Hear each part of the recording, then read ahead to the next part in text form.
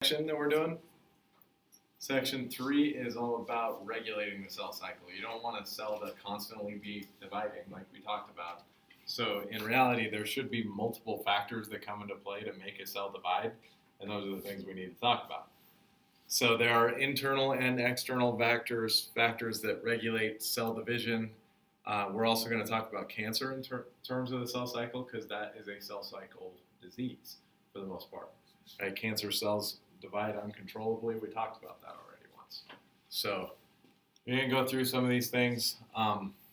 Just key words in some cases, right, especially when we get to internal factors like cyclins, kinases. We don't know what the term phosphorylate means, so we're not going to care exactly what's happening. We just want to look for those words as keywords on a quiz or a test. Right? So there are some important things in here, but take away big things, not necessarily the little details. So there are internal and external factors that regulate cell division. So we're going to talk about external factors first. And one of the first ones that we'll talk about is fairly obvious. Right? It actually is very intuitive and makes sense. But the first one we're going to talk about is actually a physical factor that will tell the cell whether or not it should divide. So I'm going to insert a slide here so I can draw something. But, I don't know, any of you guys in like a foods class where they grew some bacteria on a petri dish culture? No? Maybe in the future you will. We don't really do that in a biology class like this because in a lot of cases that can actually be very dangerous because the bacteria you're growing is not necessarily harmless. So when you do this in a microbiology lab in college possibly, and you have to go the whole 9 yards, gloves, coat, goggles, like all sorts of crazy stuff, and there's sterilization processes to clean up after the fact so you don't end up getting like deathly ill from the bacteria that you're growing. So we're not going to do this in class just because it's a little extreme, right? And you would get an opportunity to do that in the future, but they probably trust you a little bit more with stuff like that in the future than I do right now. Not that I don't trust you guys. But you start out in a petri dish essentially with a single bacteria cell. You take a swab and just drag it across there. Right? There might be more than one. But generally speaking, if I just had that one cell in this petri dish, it's going to start to divide. But you should understand a basic principle right away. Once that original cell is surrounded, does it really have room to grow and divide? No. So in reality, when you have cells dividing, the first factor that causes a cell to divide or not to divide is it surrounded by other cells, right? When there's no actual physical contact with other cells around it, that's what's going to make it want to divide and grow, right? Otherwise, that one in the middle, there's no room for new cells in there. It's only the cells on the outside that continue to divide to make this mass grow bigger and bigger and bigger. It's only growing out and not up, because if I grew away from the petri dish, that would just drag cells away from the nutrients that they need, so they only grow in one single layer on there anyway. But the ones in the middle stop dividing. They don't divide anymore because there's no room for them to divide. And that should just make sense.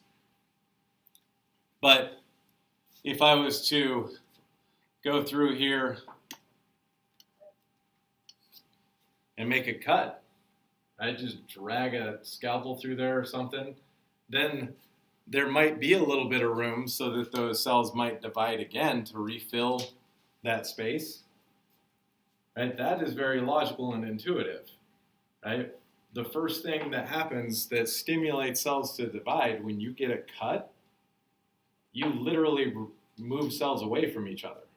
And there's nothing in between them. So they start growing towards each other and dividing to fill that space, to fill that void.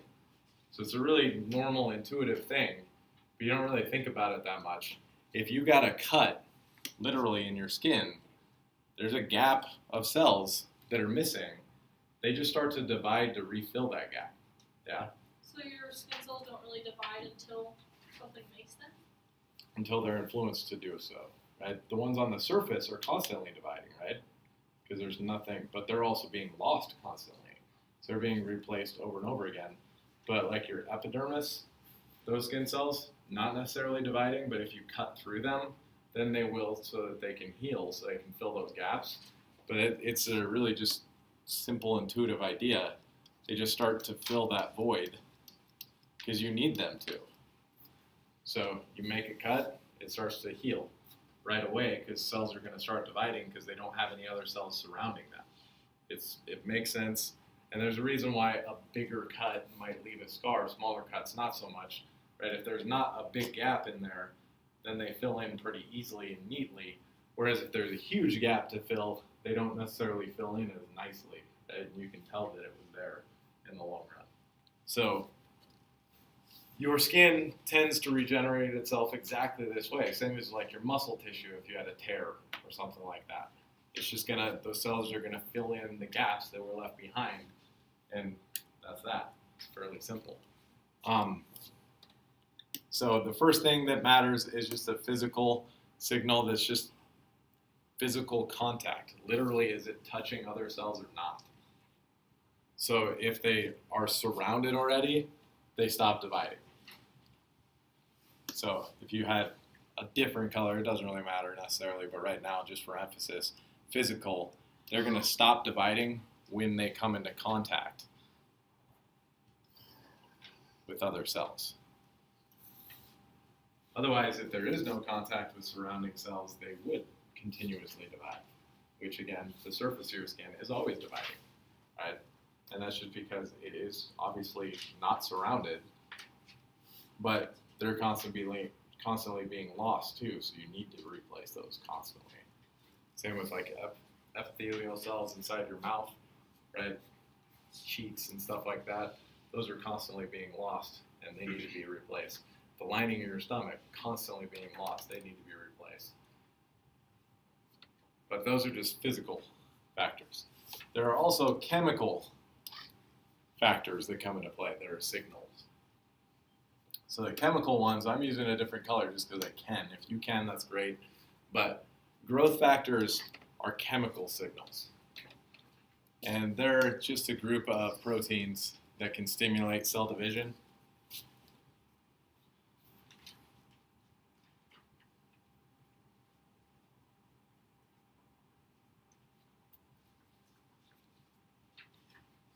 Okay, so they're chemicals that when they're present, they cause these cells to divide. There are also growth factors that go into your skin healing itself because there are different signals that there's a cascading effect of things, a ripple effect of things that happen in order to start those cells dividing. The physical contact was only part of that, right? You're also going to have these growth factors that are going to come into play. One of the things that I want you to emphasize with that, though, and understand, is that usually it's not just one thing. There usually have to be many different factors in place before a cell starts dividing. Because you don't want cells dividing just all the time. And one growth factor, it's hard for you to produce a growth factor without it getting into contact with a lot of different kinds of cells, right? But maybe it takes growth factor A and B to get this certain cell to divide, but it would take a combination of A and C to make this other cell divide. You know what I mean? So you're not actually wanting all of your cells to divide. You want to be able to direct certain cells and tell exact cells which ones you want to divide. So if you only want muscle cells to divide, you'd need a certain combination of growth factors at the time. Okay? Otherwise, you'd just be causing all cells to divide at the same time, which you don't necessarily need. So you want a lot of different factors to be in place, usually more than one chemical signal. Right? You probably need the chemical signal with the physical contact or lack thereof for your skin to divide, to heal a cut. Otherwise, you guys also know that hormones can stimulate cell growth. Those are more or less growth factors, right? They play a role in that. But you know that your hormone levels at your point in life as teenagers are way more wacky than my hormone levels. They're stabilized, don't really need to do a whole lot of development at this point in my life. So hormones obviously play a role in stimulating that cell growth and the development of your cells over time. So these are all chemical things though. So the hormones could be marked the same way as this, that green color for chemicals. If you don't have a different color, it's okay, it doesn't really matter. But hormones, growth factors, those are chemical, obviously, signals. Whereas the contact was physical, obviously. And those are just your external factors. There are also internal factors that come into play. But those internal factors never start until external factors are present. So again, you have to have some external factors before this comes into play, and you really should have more than one factor that comes into play every time, right? Or else they'll just start randomly dividing you when you don't want them to. So there's more than one external factor in play at this point already, we're assuming. But once you have external factors, that kind of kickstarts those internal factors that really start the cell doing what it's supposed to be doing to divide. For this purpose, I don't really need you guys to know a whole lot for external or for the internal factors. The only thing I'd want you to recognize are these words, cyclins and kinases. If you see that in the answer on the quiz, that's probably the answer to the question, right? So if you're looking for an answer for something that has to do with internal factors as opposed to external factors, we're talking cyclins and kinases. Because again, we can't really talk about this in too much depth because you have no idea what this word phosphorylate means. And I'd have to teach you a lot of chemistry before you'd understand that. So it doesn't really make a difference to you right now. But again, it's just essentially, right, if I back up here, growth factors, hormones, physical contact, I can stand right over the top of Josh and tell him exactly what to do, but until he decides that he wants to do it, nothing's going to happen, right? So the external factors are there. They're telling Josh to get to work and do his homework, whatever it is. But until Josh actually starts doing something, nothing's going to happen. So these internal factors are incredibly important, obviously, because you can be telling that cell all day long to divide, but until it actually starts the process of doing that, nothing's going to matter. But for you guys, just look for those words cyclins and kinases. Otherwise, don't worry about the rest of the complicated version of that. Cyclins do activate kinases, and then those kinases phosphorylate target molecules, but that means nothing to you guys. Right? And I don't expect it to. That's fine. You can learn about that later in biochem if you want to take that. Otherwise, this last little note down here, not all factors actually cause growth. Some of them trigger cell death. Right? You can actually set off a kill switch in a cell to get rid of it if you don't want it. It's actually kind of important. It's called apoptosis. So you got a little definition there to fill in probably.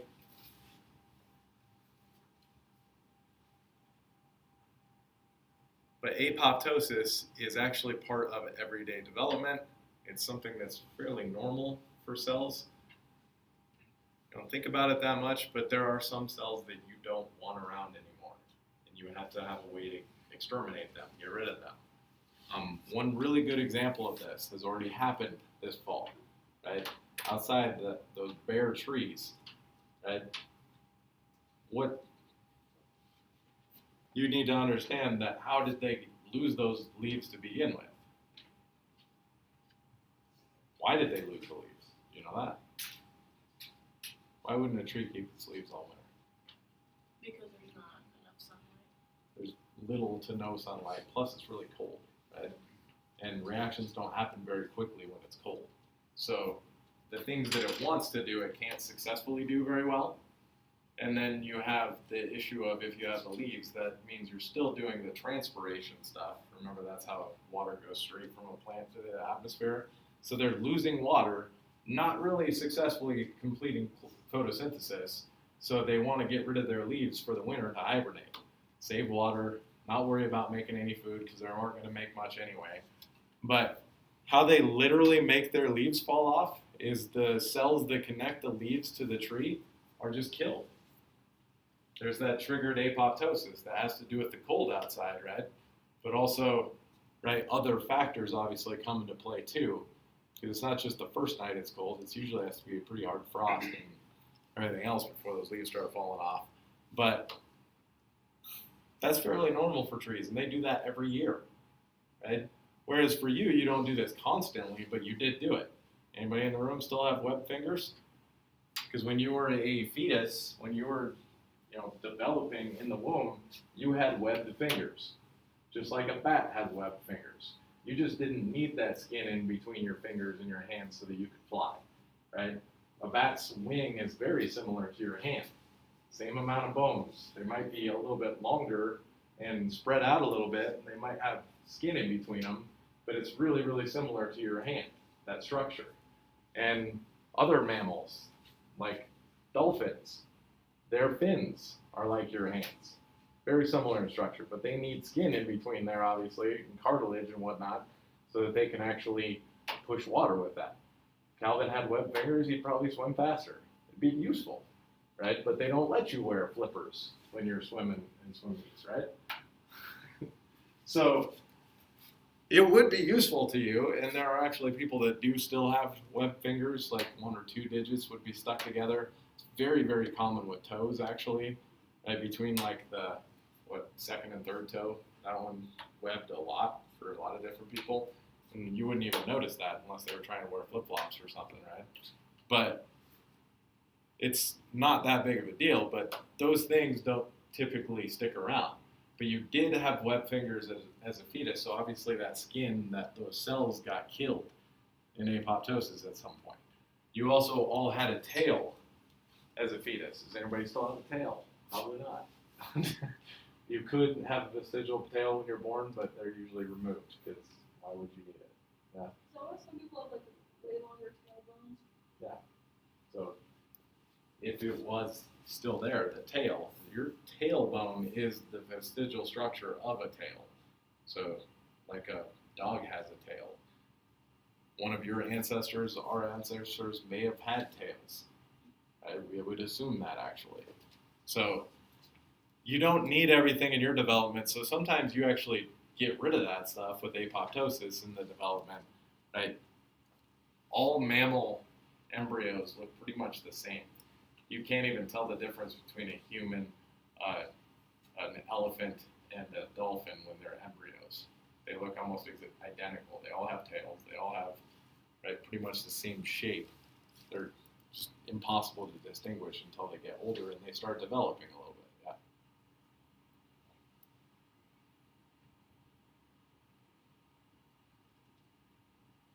Did you lose your voice or something, Calvin? What's he wanted to ask? I don't know, something gills. Yes, you did have gill slits. You didn't really have gills, but what looks kind of like gill slits, the initial development, you also had that when you were a fetus. You don't have gills anymore, though. Sorry. Calvin Gills. could be like Aquaman. He could swim a lot faster. Right?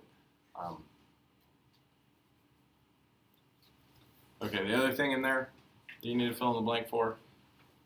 So there are common everyday things like leaves falling off trees in the winter. The webbed toes, fingers, your tail that's missing now, those are not exactly things you think about all the time, but they did happen at some point. This one, a connection to this happens a lot.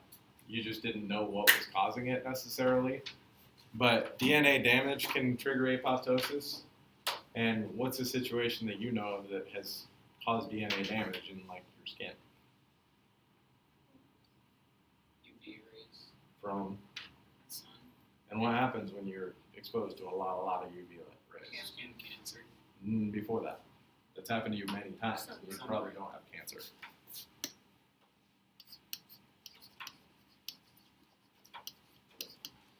So you get sunburns, and that causes damage to DNA in your cells. Instead of those cells causing further damage to you, they're killed. If there's enough DNA damage, that cell is killed by apoptosis, and that's why you slough off that skin. That's why it's peels when it's all said and done, because it's all dead, right? So that's actually a very common application of this as well. You don't think about it that much. I know that some people sunburn more easily than others, but you should never be fooled. Just because you're not getting a sunburn does not mean you will not end up with cancer. Right? The sunburn, actually, most of those cells that got damaged are going to be killed anyway. It's not, just because you don't burn does not mean you're not going to get cancer. Everybody should wear sunscreen. I don't care how infrequently you actually sunburn. So otherwise, I think that's all we can really cover, right? Yeah, we're about out of time.